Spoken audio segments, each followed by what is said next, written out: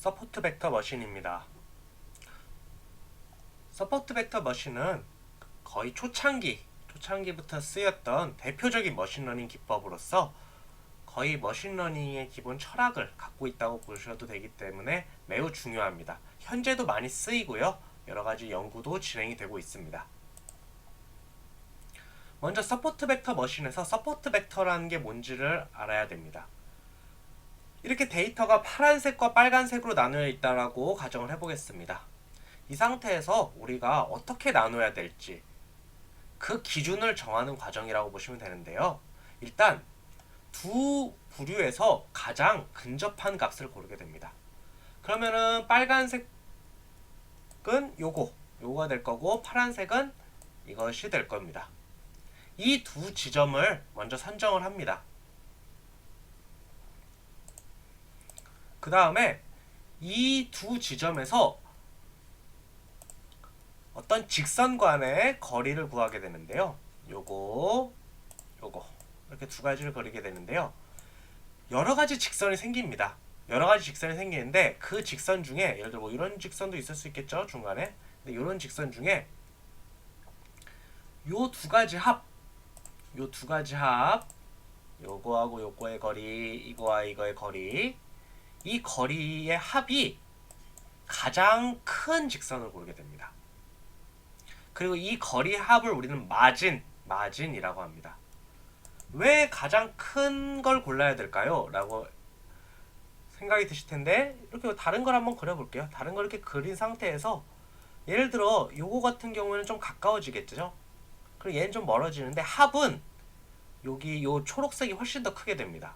이렇게 그릴 경우 뭔가 좀 나눠도 제대로 안 나눈 것 같이 보이잖아요. 확실히 초록색이 잘 나눈 것 같이 보이죠. 그렇기 때문에 가장 큰 직선을 거리합, 즉 마진이 가장 큰 직선을 고르게 됩니다. 그래서 여기 만들어진 요 초록색 요게 서포트 벡터라고 명명을 하게 됩니다.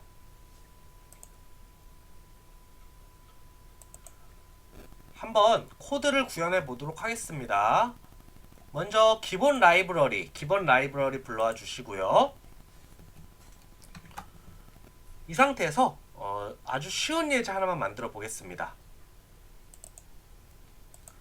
제가 임의로 만든 데이터입니다. x에 이런 식의 값이 들어가고 y에 저런 식, z에 이렇게 값이 들어가게 됩니다. 그래서 x, y가 들어가는 데이터가 되고 z가 이제 아웃풋 0, 1로 나눠주는 데이터가 됩니다. 이 상태에서 여기 이 폴더 모양을 눌러주시고 그 다음 요 데이터를 이렇게 올려놔 주세요. 이렇게 올려놔 주시면 됩니다. 그러면은 이렇게 업로드가 완료가 되고요. 이 상태에서 이 데이터에 오른쪽 클릭하셔서 경로 복사를 눌러주세요. 그 다음 요 사이에다가 복사 붙여넣기 하시면은 자동으로 들어가게 됩니다. 그래서 아까 x로 정의된 게 여기 ax에 저장이 되고요. y가 ay, z가 az 저장이 되게 됩니다. 그리고 요 리쉐이프도 해주세요. 이렇게 모양을 여기에 맞게 여기에 들어갈 수 있게 재구성을 해주는 겁니다. 그래서 한번 그려보겠습니다. 이 상태에서 그려보게 됩니다. 그려보면은 이런 식으로 그려지는 것을 알 수 있습니다. 딱 봐도 그냥 여기 중간에 이런 식으로 나눠 들어가야 되는 것 같죠? 그래서 좀 내려가 보겠습니다. 먼저 그럼 데이터를 x, y를 묶어줘야 됩니다. 그래서 데이터는 numpy column stack 이라는 걸 쓰시면요. 이런 식으로 여기가 x, 여기가 y 이렇게 묶이게 됩니다. 그래서 주의하실 점은 여기 두 개 이걸 잊지 말아주세요. 그 다음에 우리 트레인, 테스트, 스플릿 섞어주게 됩니다. 그래서 이런 식으로 섞어주게 되고 인풋 데이터는 데이터가 되고요. 이 z 값이 타겟 데이터가 됩니다. 아웃풋 데이터라고도 하죠. 그래서 테스트 인풋이 이렇게 나눠지게 되는 것을 알 수 있습니다. 이제 서포트 벡터 머신을 불러오겠습니다. 사실 서포트 벡터 머신은요, 서포트 벡터 머신은 서포트 벡터 클래시피케이션 혹은 클래시파이어와 서포트 벡터 리니어 리그레션 SVR 이렇게 두 가지로 나누고 있는데 얘만 거의 쓴다고 보시면 됩니다. 그렇기 때문에 요거 거의 같이 용어를 쓰게 됩니다. 단 코드에서는 이렇게 서포트 벡터 클래시파이어로 해줘야 됩니다. 그 다음 여기 커널을 리니어라고 해주세요. 리니어. 요거 다른 거 넣는 거는 다음 시간에 보겠습니다. 그래서 여기 C 값을 또 넣을 수 있는데 이걸 높이면 높일수록 예외를 허용하지 않습니다. 한두 개 넘어도 그냥 다 무조건 한두 개 넘으면 안 되는 겁니다. 이게 높아질수록. 그래서 요거를 적당히 조절을 해주셔야 돼요. 얼마나 예민하게 볼지. 그래서 이거를 하이퍼 파라미터.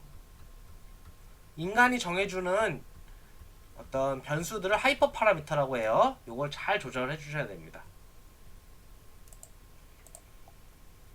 그래서 교육을 시키겠습니다. fit이라는 걸 통해서 교육을 시킬 수 있습니다. 그래서 이렇게 SVC를 하나 만드시고 여기서 fit 하시면은 트레인 데이터와 그러니까 트레인 인풋 데이터와 트레인 아웃풋 데이터를 교육을 시킬 수 있습니다. 이 SVC로 이렇게 객체를 만드셨으니까 여기다 SVC라고 써주셔야 됩니다. 그 다음에 이제 예측을 한번 해보겠습니다. SVC predict 하면은 테스트 인풋 넣으면은 110이라고 예측을 했는데요. 실제로 테스트 아웃풋을 보시면은 110 정확히 일치하는 것을 알 수 있습니다. 한번 점수로 확인해 볼까요? SVC 스코어 넣으시고 테스트 인풋을 넣으셔야 됩니다. 주의하실 점은 테스트 인풋입니다. 테스트 인풋. 트레인 넣으시면 안 된다고 저번 시간에 말씀을 드렸습니다. 테스트 넣으시면은 점수가 100점 나오게 됩니다. 그런데 우리 이제 궁금한 게요. 요거 이렇게 만약에 서포트 벡터 머신 이렇게 걷으면 요거 방정식 궁금하잖아요. 실제 학술적으로 가치가 있습니다. 그래서 요걸 구하는 방식을 한번 보여드리도록 하겠습니다.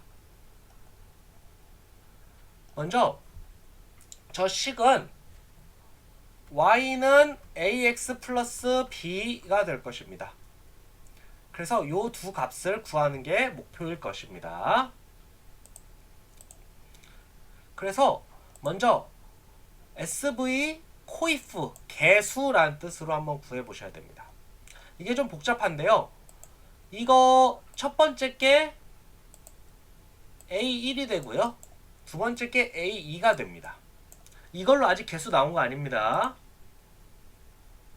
이 상태에서 어떤 행동을 또 해줘야 되냐면 인터셉트라는 걸 또 불러오셔야 됩니다. 인터셉트 이렇게 인터셉트라는 값을 그 다음에요 어떻게 되냐 y는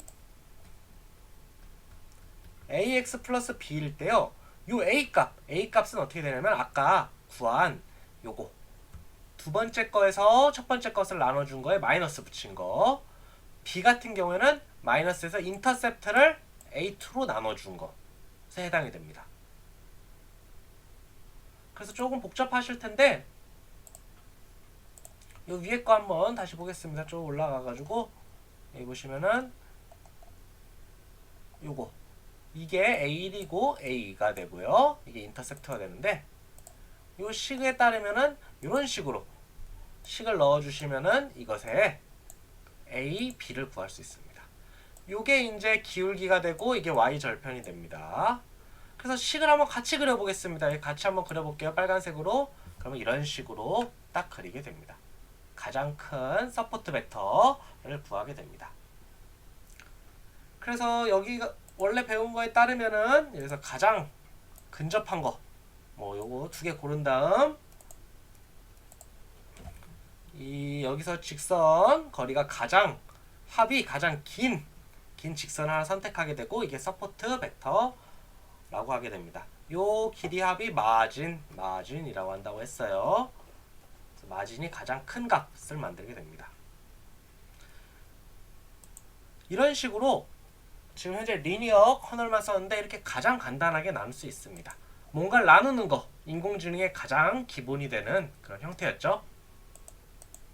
그래서 오늘 서포트 벡터 머신을 해봤습니다. 서포트 벡터 머신은 여전히 많이 쓰이고요. 이렇게 직관적으로 나눌 수 있다는 데서 매우 유리한 도구입니다. 당연히 계산 속도도 빠르고요. 그리고 또 이 y는 ax를 구할 수 있기 때문에 이게 학술적으로도 가치가 뛰어납니다.